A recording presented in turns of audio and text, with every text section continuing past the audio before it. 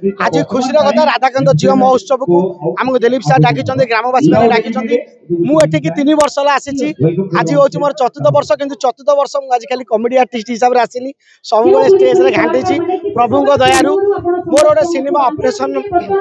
12-17 release हो तो मुझे आशा करुँच ऑपरेशन 12-17 यही मार्च 8 रिलीज होड़ा कलाकार को भल पातु ओडिया फिल्म को भल पातु मु आशा करुँची जदि आप ओडिया पिक्चर देखिए आम Odia producer director all artist all hero heroine समस्त आम चेष्टा करूँ गोटे भल फिल्म आसू आप भल माने देखु तो ये कहबी